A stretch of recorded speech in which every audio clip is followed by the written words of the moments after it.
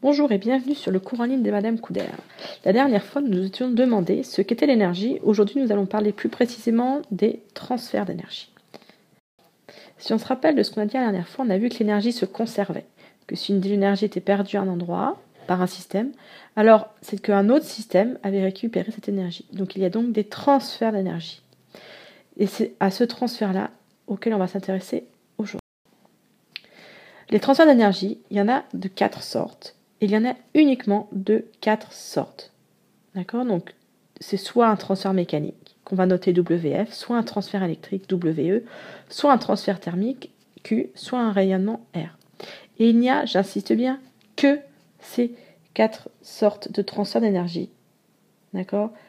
Pas d'autre façon de transférer l'énergie que via ces 4 transferts uniquement.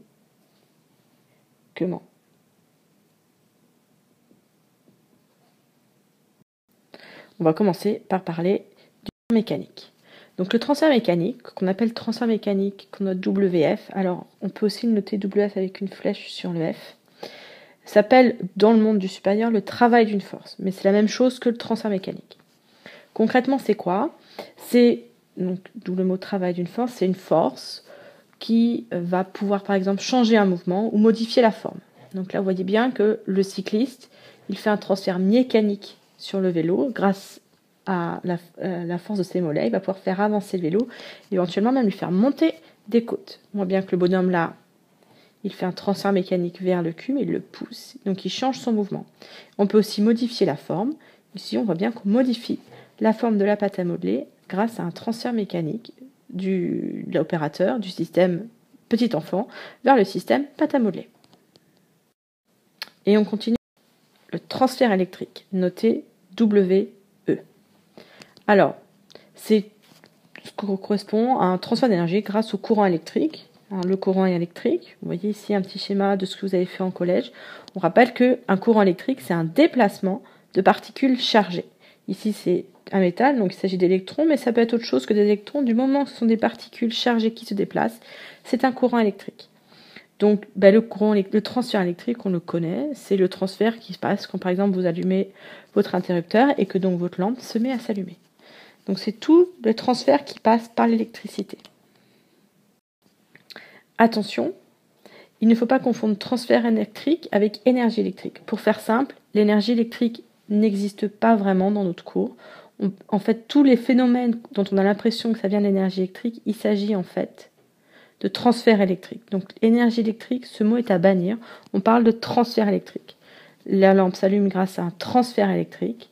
Et voilà, les mêmes pour la machine à laver et tous les appareils électriques que vous avez chez vous. Voyons maintenant le troisième, le transfert thermique. Le transfert thermique, c'est simple. Quand un objet chaud est en contact avec un objet moins chaud, eh bien, il y a de l'énergie qui part de l'objet chaud vers l'objet moins chaud. C'est ce qu'on appelle un transfert thermique. D'accord ? Pour ça, il faut que les corps soient en contact, soit direct, soit indirect. Par exemple, vous pouvez être chauffé par votre radiateur sans le toucher parce qu'il touche l'air qui est entre lui et vous. Mais c'est toujours du corps chaud vers le corps froid. C'est le feu qui chauffe la casserole. Donc ça, c'est un transfert thermique. Mais donc, ça marche aussi, par exemple, quand on est dans l'eau et qu'il fait très froid. Ici, on voit bien que les protagonistes sont en train de réchauffer la mer. Et bien évidemment, n'ayant pas réussi à réchauffer la mer, ils ont utilisé tout leur stock d'énergie à essayer de réchauffer l'Atlantique Nord. Ça n'a malheureusement pas marché et ils sont morts. Donc un transfert thermique, il faut que deux corps de température différentes soient en contact. Ça part toujours du corps chaud vers le corps froid, du corps chaud vers le corps froid. Ça s'arrête quand les deux corps sont à la même température. Donc si ça s'est arrêté quand l'eau...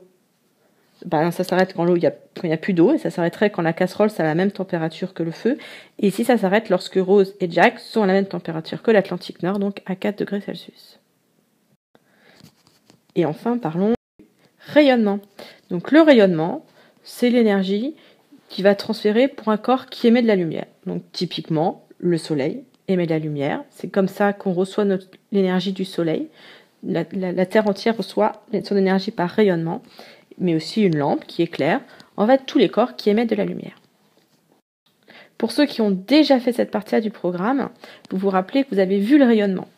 Et on voit que le rayonnement, ce n'est pas seulement la lumière, puisque la lumière, c'est une toute petite partie de ce qu'on appelle les rayonnements électromagnétiques. Donc en fait, un corps qui fait de l'énergie, qui fait un transfert d'énergie par rayonnement, il suffit qu'il émette n'importe quel rayonnement, qui peut être de la lumière, mais qui aussi peut être des rayons X, des ultraviolets, des infrarouges, des rayons gamma, c'est ce que vous avez vu ou ce que vous allez voir dans les réactions nucléaires, et aussi les radars, les micro-ondes. C'est comme ça que votre micro-ondes chauffe votre nourriture, c'est par un transfert d'énergie par rayonnement, mais aussi donc toutes les ondes radio. Voilà, donc les 4 sortes de transferts qu'il y a. Ces 4 transferts sont à connaître et à savoir identifier. Une fois que vous avez identifié le transfert en question, vous pouvez faire un petit peu de mathématiques.